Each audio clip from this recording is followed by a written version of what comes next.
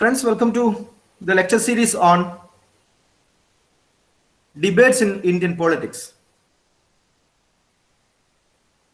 We are dealing with module 1, which talks about different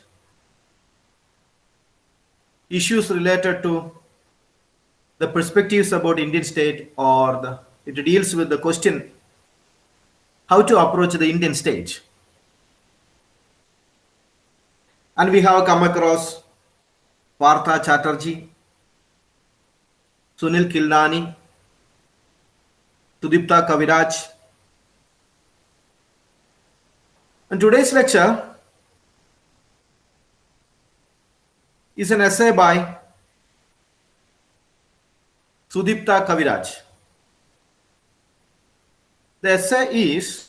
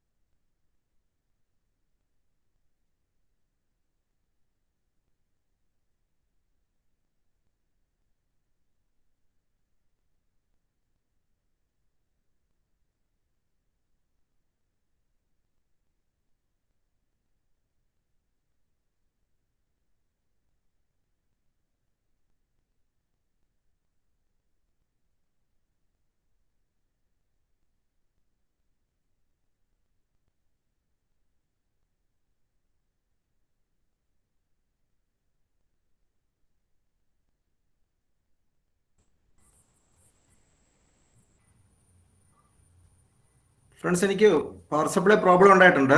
കേൾക്കാവോ?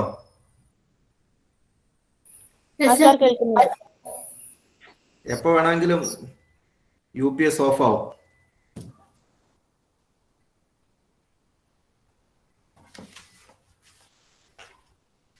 നോക്കട്ടെ power ഇപ്പോൾ വരുമെന്ന്.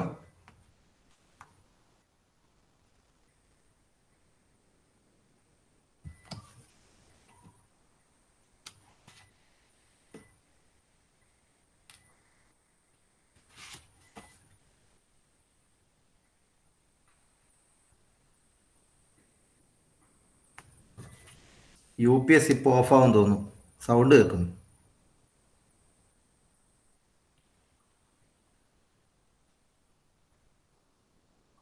ഓഡിബിൾ ആണോ ഞാൻ? Yes, sir, audible. ഓക്കെ നമുക്ക് പോകാവുന്നത്രയും നോക്കാം. So friends, today's essay, which Sudipta Kaviraj has written, is titled On State, Society and Discourse in India. On State, Society and Discourse in India. And this is the first chapter of his book, Imaginary Institutions of India. Imaginary Institutions of India, published by Columbia University Press. And friends, this essay is written in the subaltern perspective about India's post-colonial state. So to understand this essay, I am emphasizing, because it is written by Sudipta Kaviraj, so it's a very tough read. To understand this essay, a political science student or a social science student needs to have some grips on a certain linguistic system. Particularly, you may be aware of the technical meaning of modernity, colonialism, state, civil society, discourse. I mean Foucault's discourse, bureaucratization. I mean Max Weber's theory of bureaucratization, syllogism. I mean Aristotle's theory, syllogic argument proposed by Aristotle, nationalism, Orientalism, Edward Said, and colonial modernity. So this is an essay written within this broad linguistic system. So to understand this essay, it's not that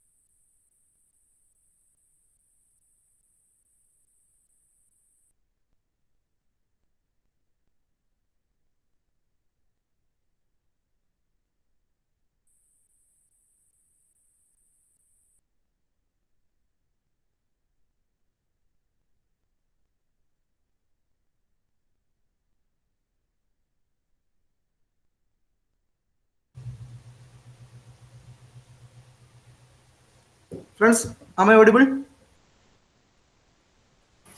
Yes, sir. Answer. Okay.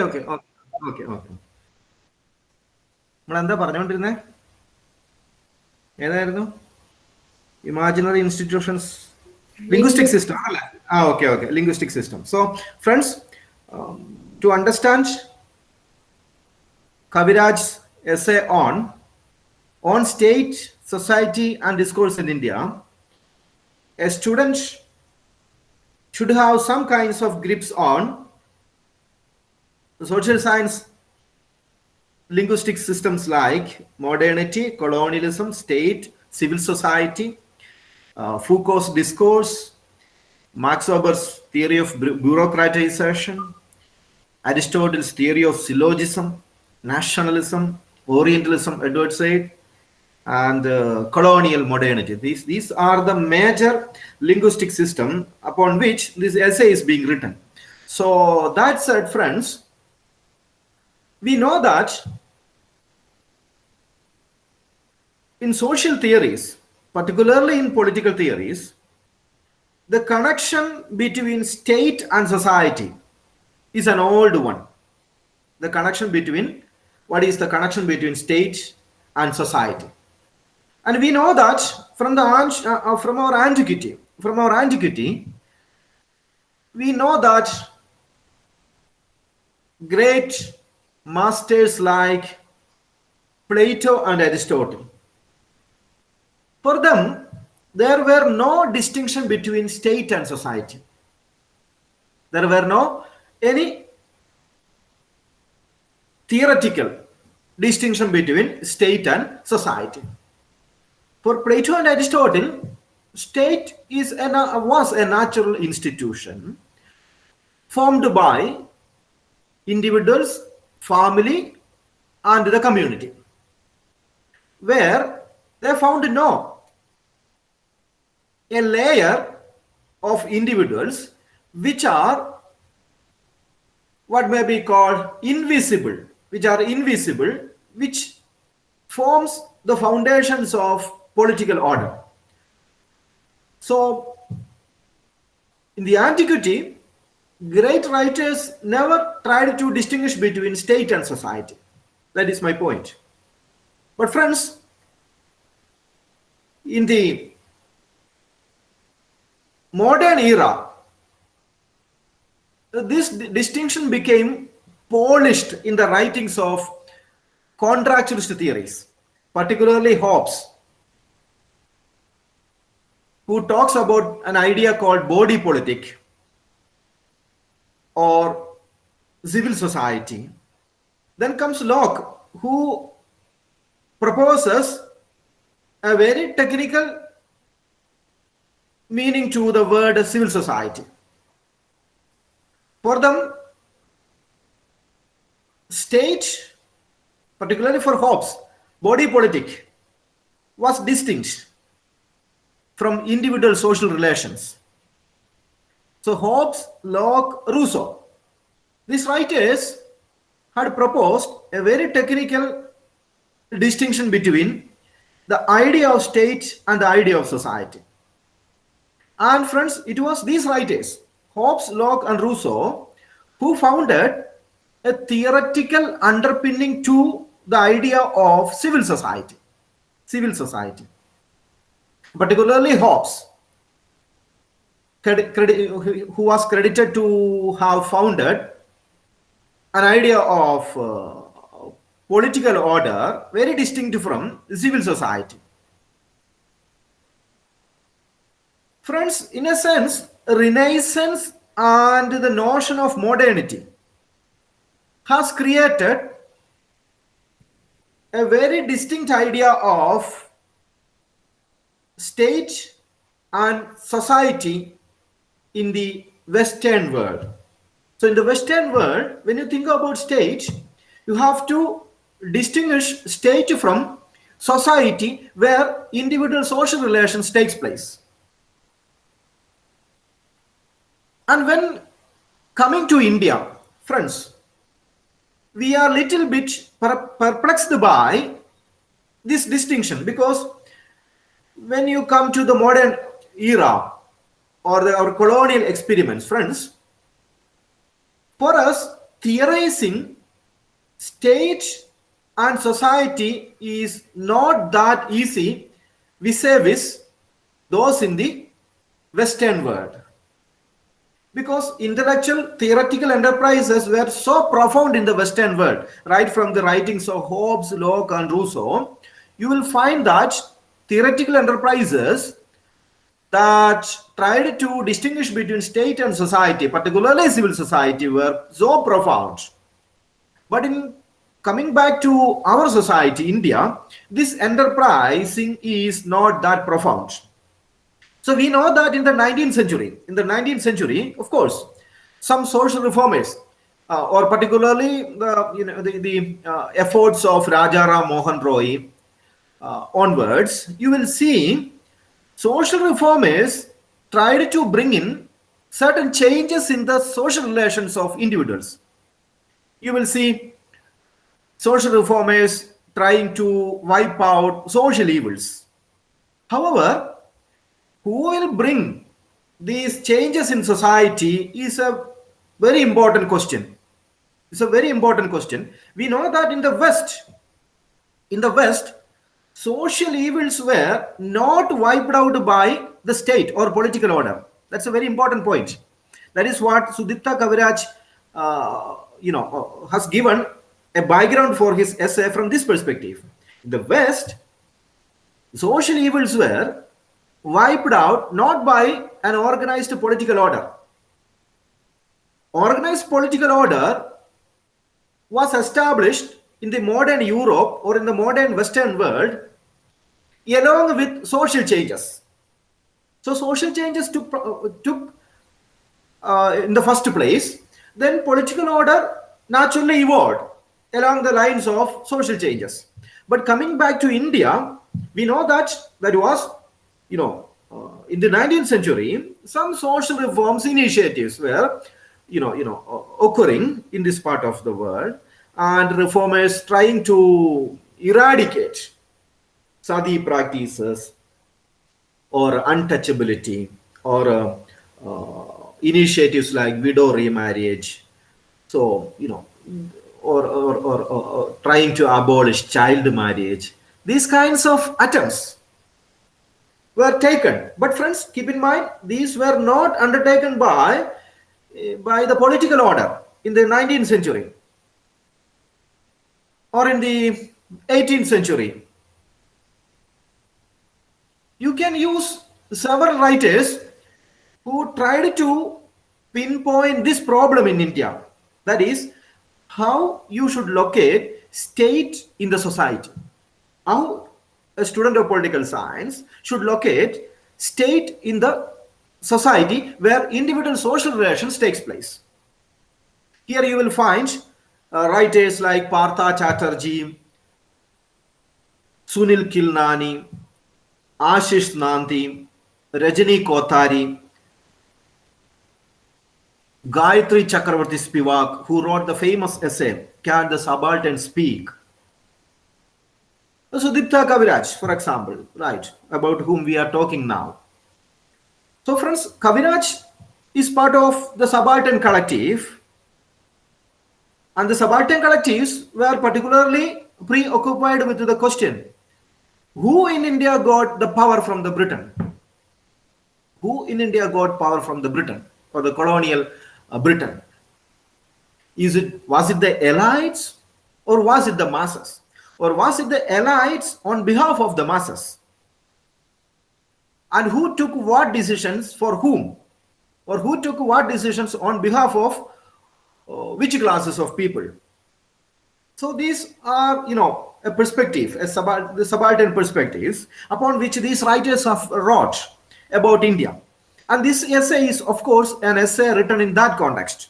And friends, Sudipta Kaviraj begins his essay on state, society, and discourse in India by telling you that this essay, the first chapter of his book, Imaginary Institutions of India, begins with this sentence that relations between state and society in India needs a broader perspective than the usual perspective. In the West, it's a usual perspective. It's an ordinary intellectual theoretical enterprise. But coming back to India, the relation between state and society is unusual or extraordinary because social relations in India is not like social relations in the West. That's why he says that, you have to take a broader perspective. So this essay he has divided into 4 parts. The first part, he talks about some theoretical understandings about, what I have already told you about some linguistic system, modernity, colonialism, state, civil society, discourse, these kinds of things. Theoretical discourse. So you should be having some kind of grips on this linguistic system. Second, he takes on some initiatives or proposals being introduced in India to modernize our society, or the attempts to bring in modernity in India. The attempts to bring in modernity in India.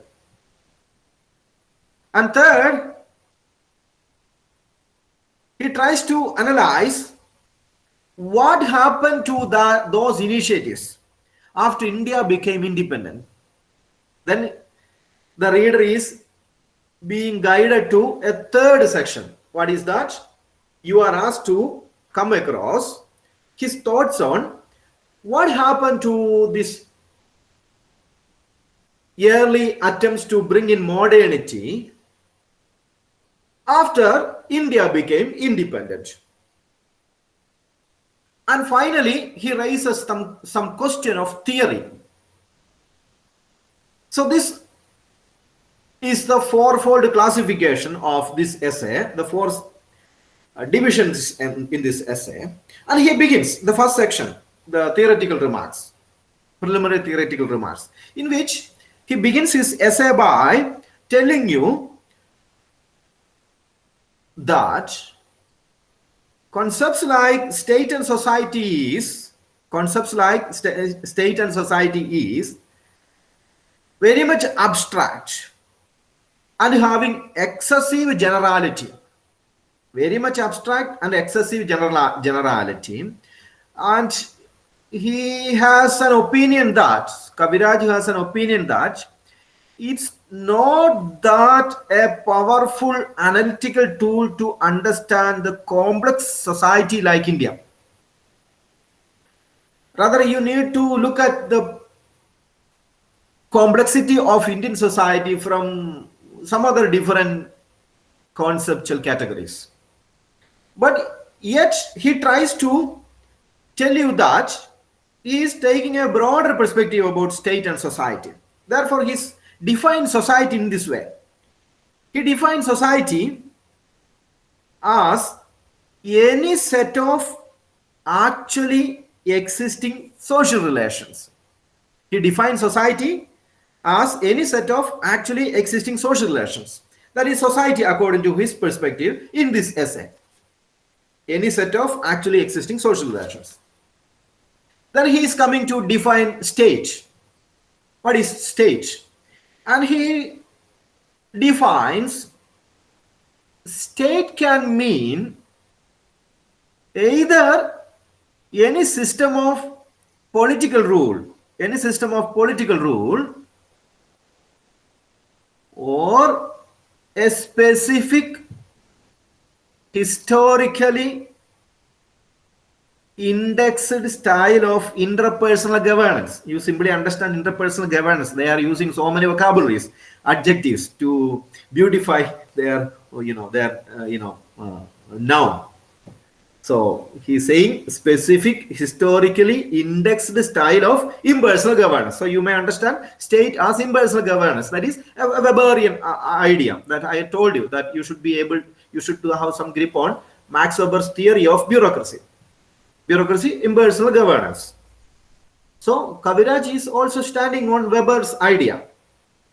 And then he goes on to tell you that a state of the modern kind can exist. A state of the modern kind can exist only on conditions surrounded by civil society.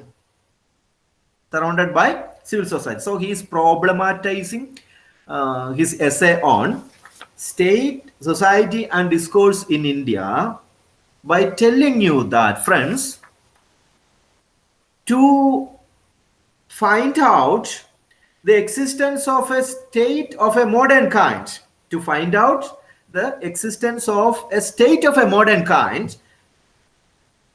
it should be surrounded by what may be called the civil society. There should be civil society.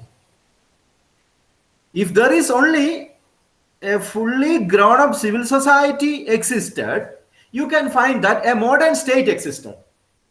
And friends, coming back to India, you just imagine these theoretical categories. Here he uses civil society from the Gramscian line.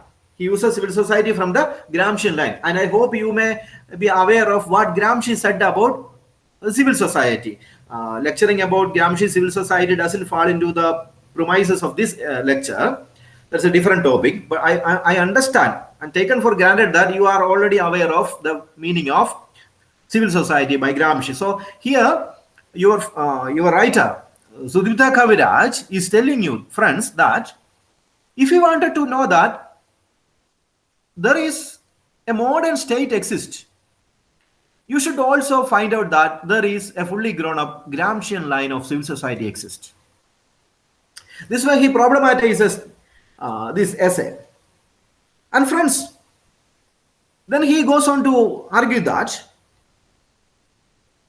in India, the story of modernity, I hope you may be aware of the word meaning of modernity, the theoretical, not literal meaning, the theoretical meaning of modernity. It is necessary to tell that the story of modernity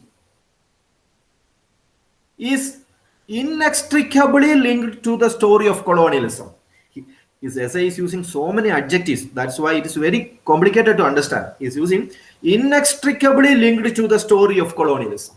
That is, in India, modernity is inextricably linked to colonialism. That is, it is through colonial experiments India came in touch with so many categories of Enlightenment Europe. So modernity, of course, modernity came to India through colonial experiments or colonial experiences. But it is a matter of dispute, friends, because some other writers will argue that India had a local version of modernity. Even before Europeans, colonial Europeans came to India, India had its own modernity experiments.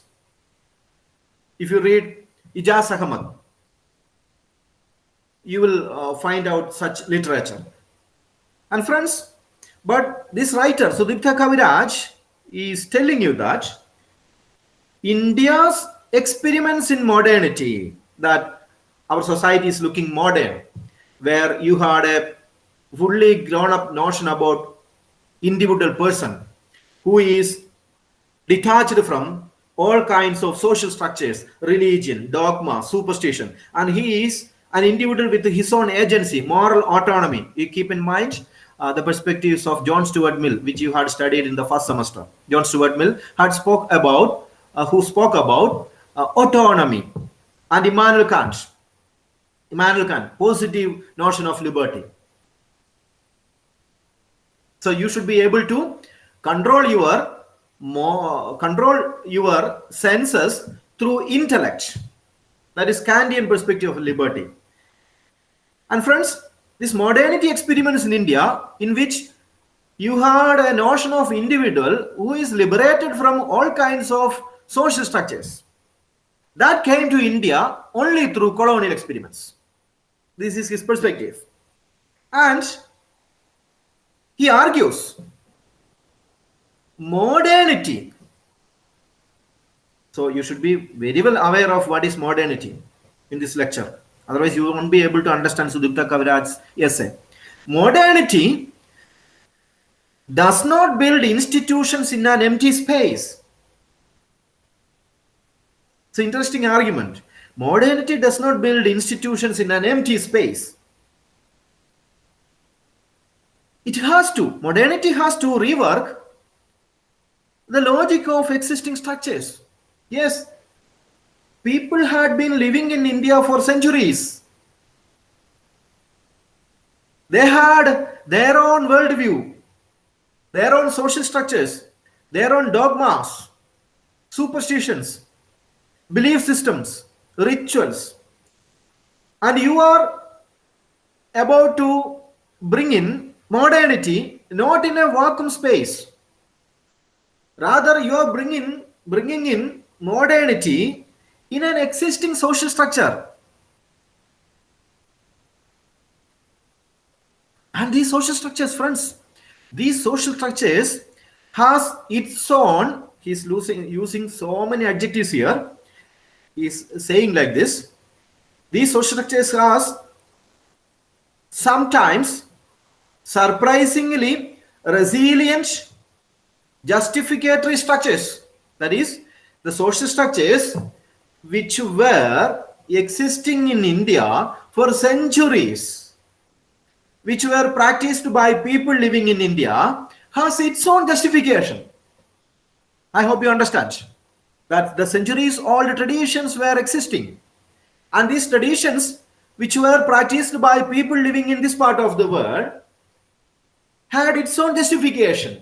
In its place, friends, you are going to rope in a new idea of modernity. So there will be conflicts. There will be conflicts. And he says, the entry of modernity in the discourses and practices of a society depends on a gradual, so many adjectives, on a gradual, dialogical, discursive, adjectives, so many adjectives he is using, on a gradual, dialogical, discursive undermining of these historical rational grounds. Very complicated sentence. You see, he's saying that you have so many ritualistic practices in India for centuries, and people had its own justification for being inducted into these kinds of ritualistic practices, and they have its own justifications. And all of a sudden, you had come out with a new notion of word, and you are saying that what you have been practicing for centuries is very bad, and you should look at this. This is modern. And friends, what happens? There will be conflicts. Therefore, he is arguing that to bring in modernity to a society like India, it should not be, it should not be that aggressive. Rather, what you should do, that modernity should be brought in here by a gradual, dialogical, discursive undermining of these historical rational grounds. That is, you have to engage with the rational grounds upon which the centuries old ritualistic practices were being dominant in India. You have to engage with that and destroy that rational grounds. For that, you need a greater, again, some complicated vocabulary. And this cannot happen. This cannot happen. What? That your attempt to destroy the rational grounds being given to centuries old ritualistic practices in India. You cannot all of a sudden abolish it, that rational grounds. Even if you abolish, for example, you have abolished sati practices without educating the masses in India. Because their fathers, their grandpas, and grandpas of grandpas, and grandpas, their grandpas, you see, they have all were practicing these rituals, that sati practices. And the colonial, William Bentinck's colonial state in India, all of a sudden banned it. You can ban it because you have a powerful modern colonial state. But what is the problem? The problem is that people who believed such ritualistic practices had its own justification.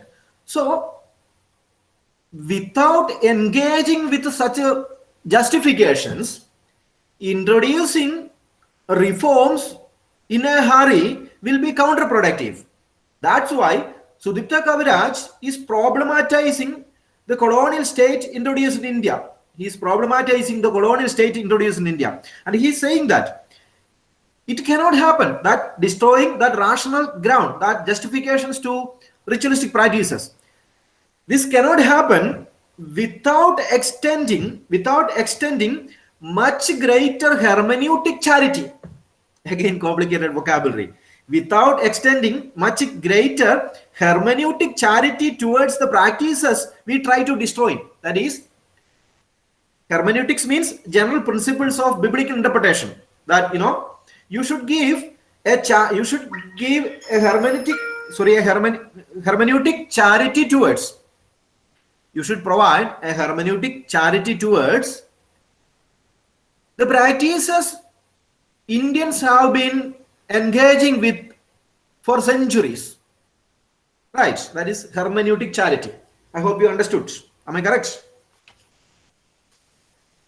So then he is moving on to another part of his essay, the structure of traditional society and the space of the state. The structure of the traditional society and the space of the state. Friends,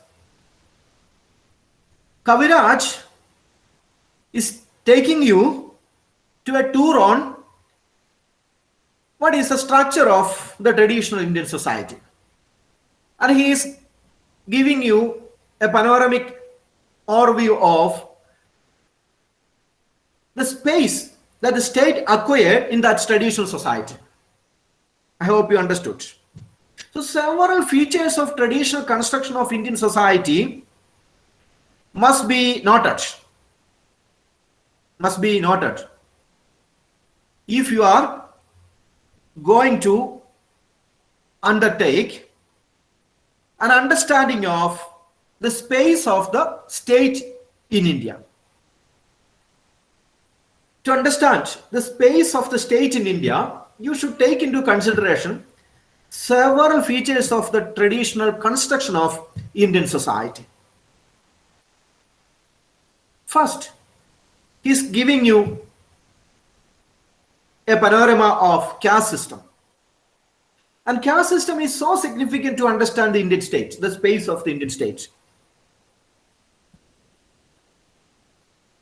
And the caste system, you should understand in the complexity in which it is constructed. Friends, if you go to Europe or West, a similar situation is race. But friends, race is not analogous with the caste in India, because caste is more complicated. To understand the more complex nature of caste, you should read Ambedkar's Annihilation of Caste or his Columbia lecture, What is Caste? This is a very important entry point to understand the complexity of India's caste system. I hope you may read it. Annihilation of Caste or What is Caste? A lecture delivered by Dr. B.R. Ambedkar in his Columbia lecture series. So he's saying, Kaviraj, caste in India or caste hierarchy in India is asymmetric, not symmetric. That is, you have one caste and the top, the second down, and the third down, and the fourth one, the fifth one. That way, it's not a pyramidal hierarchy. Within each hierarchy or within each ladder, you will again find hierarchy. Within each ladder, you will find subgroups of hierarchy. That's why he's saying that caste is asymmetric.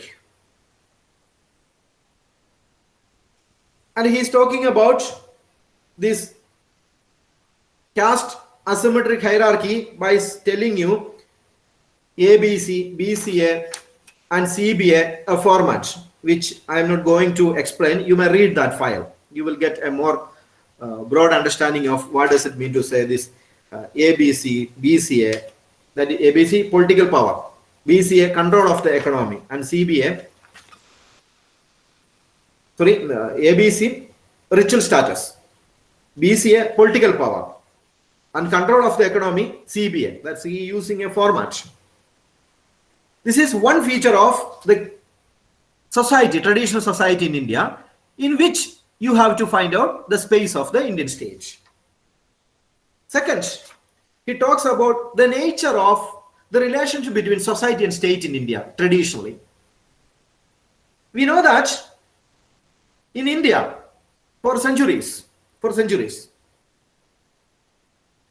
sovereignty of the state was two-layered. It had an exterior part and an interior part. Of course, he admitted the fact that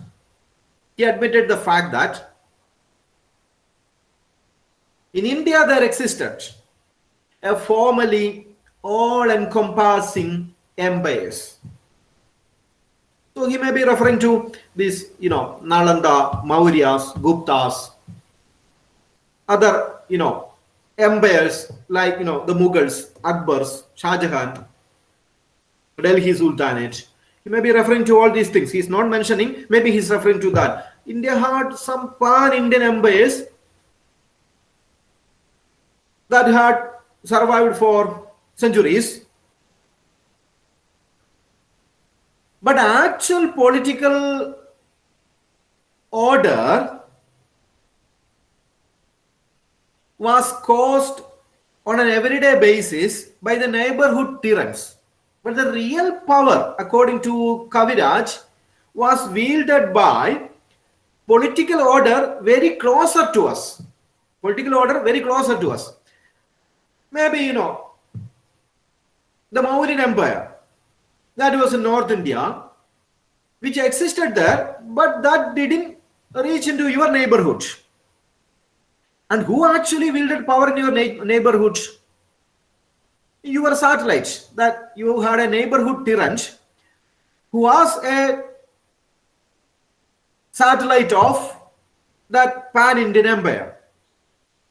And this tyrant actually wielded power on you. Thus, friends, Kaviraj is further arguing the state which existed in India for centuries, the upper layer of it,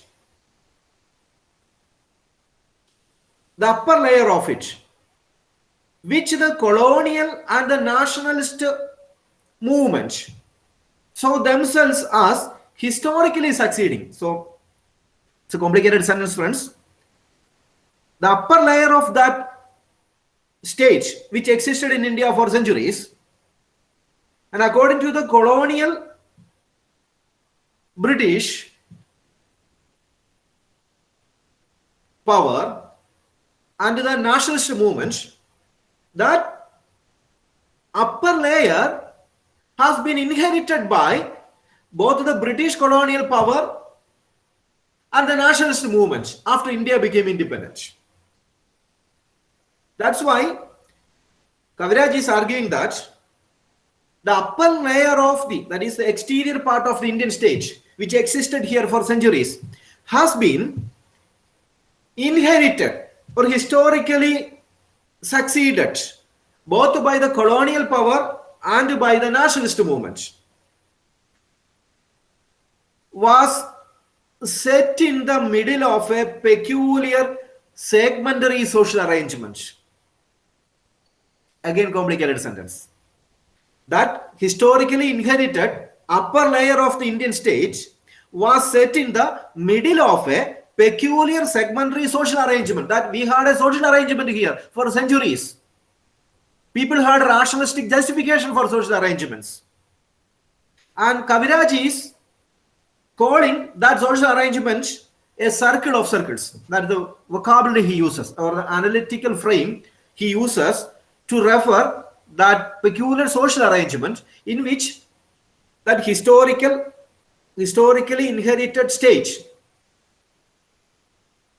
existed is called the circle of circles.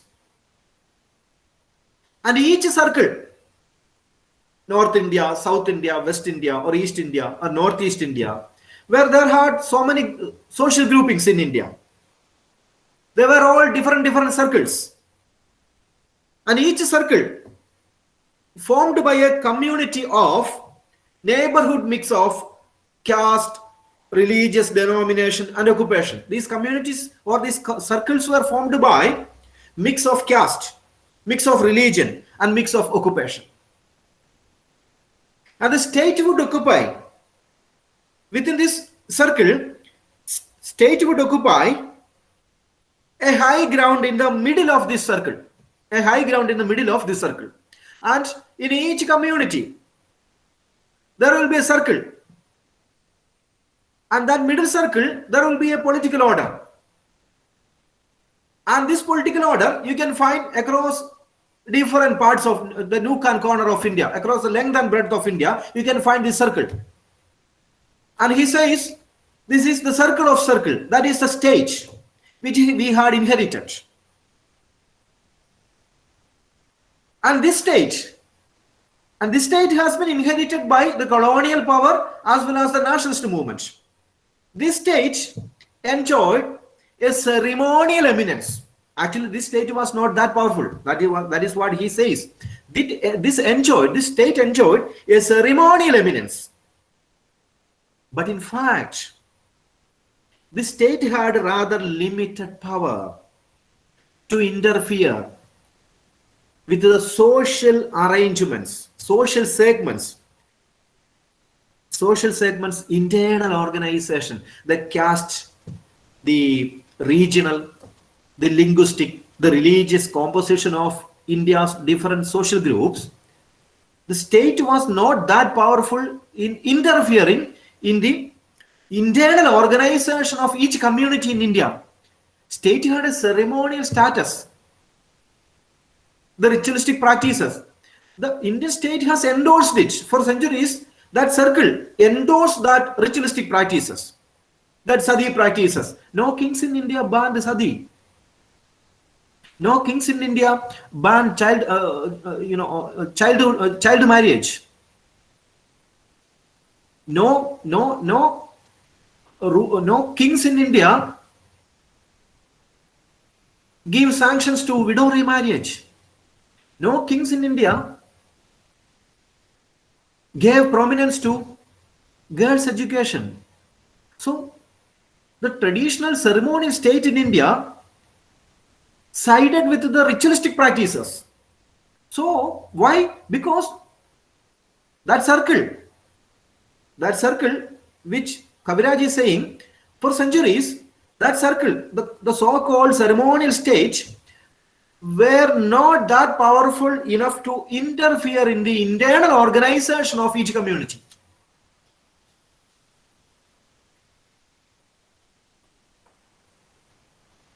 So he is saying that there is a grain of nationalist mythology. There is a grain of nationalist mythology about our common Indian past. This is a mythology, the Indian nationalist mythology. He is criticizing the nationalist mythology of India's past. There is a grain of nationalist mythology about the common Indian past.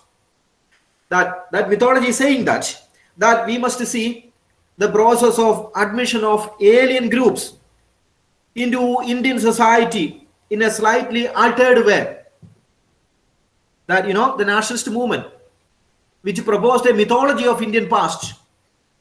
And that mythology tried to emphasize the fact that alien groups were admitted in, have come to India, and that process that India's nationalist movement should approach or understand in a different line of thought.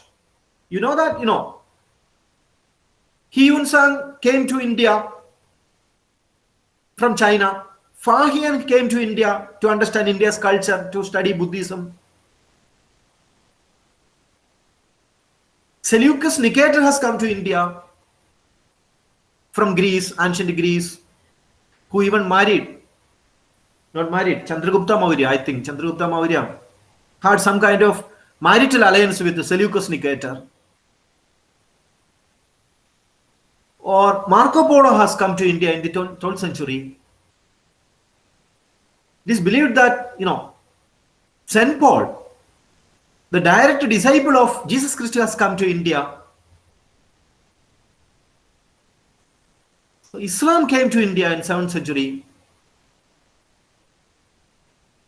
Several Islamic conquerors came to India.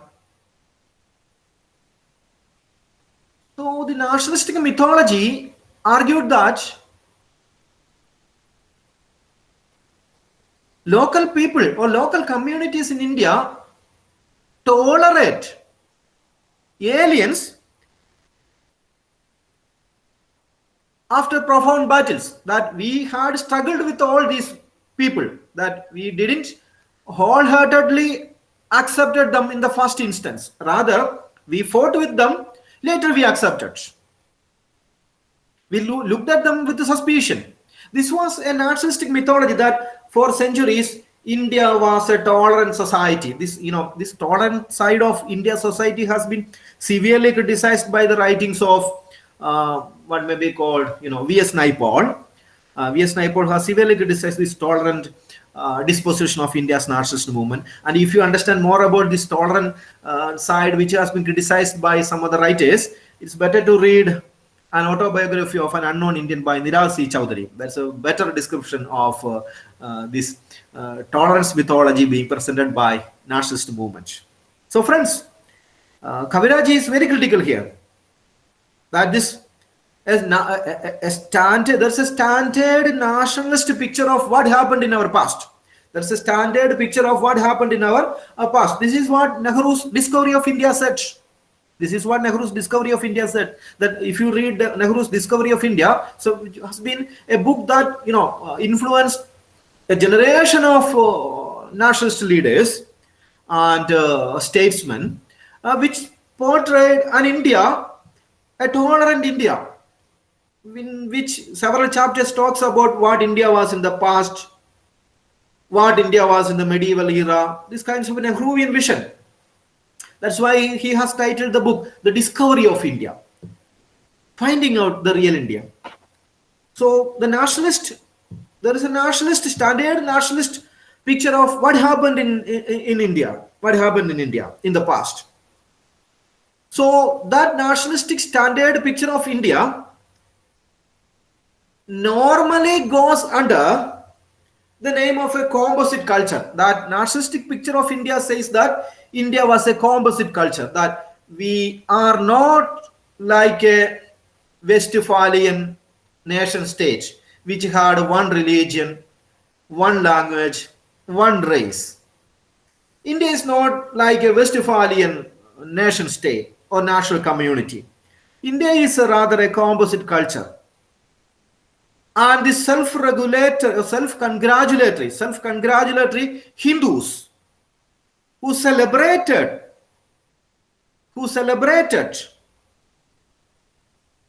the attempt to absorb the outsiders, who celebrated that idea that we are welcoming the Hindus in the past.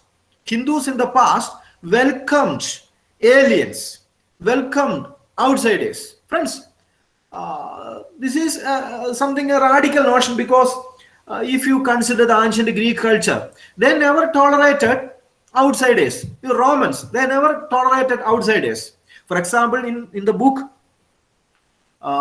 Persian War, Herodotus has portrayed the Greeks had aversion towards the Persians. That's why a Greek word has been coined. Barbaria. That's called, the English word barbarian, which has the etymological origin in ancient Greece, because the Greek people considered all the people who are not in Greece are barbarians. They never tolerated people from other parts of the world. This was same with the Romans.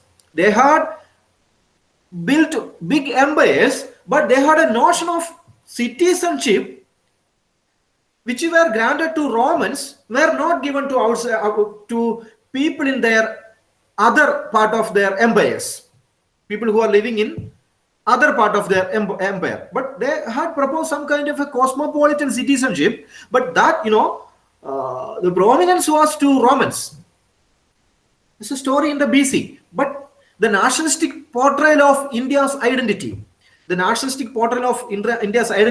that the Hindus in the past, this is what nationalistic mythology is told to people that follow the nationalist line of ideology, that Hindus and later Muslim rulers also, that Akbar was portrayed as a tolerant emperor who had a multi-theistic or promoted a polyglot culture in which he tolerated all the religious groups in India, this kinds of, a nationalistic mythology about India's past. That this mythology, nationalistic mythology about India's past, which is said that Hindus in the ancient past and Muslims in the medieval world tolerated aliens. And friends, Kaviraj is problematizing this. Kaviraj is problematizing this. This is actually a mythology, nationalistic mythology. The question is whether the society which was living here when the British came here and founded a colonial state were actually practicing these kinds of things. This is a nationalistic mythology. That nationalist movement, particularly Nehru's discovery of India, said that if you read the first few chapters of Nehru's discovery of India, you will find this type of an argument that India's past had a composite culture. India tolerated all the people. You tolerated Fahian, Hyun Sang, everybody. And if you read Nehru's letters to Indira Gandhi from jail, he has beautifully narrated the story of Fahian and Hyun Sang in a very interesting way. I have read when I was a school-going child that book. That was a very interesting read. You will see that our India was such a beautiful country which tolerated all the people. This is a mythology that, Kaviraj is saying that this mythology attracted so many people. But the question is whether society was really so. The society was really so. That was the interesting question. And he says that, Kaviraj, given different situations, a pre-modern person in India could have said, his community was either his religious or caste or occupational group. That my community, a pre-modern Indian citizen could argue that his community or my community is either religious or caste or occupational, or his village or his region. That is my village, his region. That a pre-modern person, a person who is living in pre-modern India would argue that my community is either religious or caste based or occupational group or a village or a region.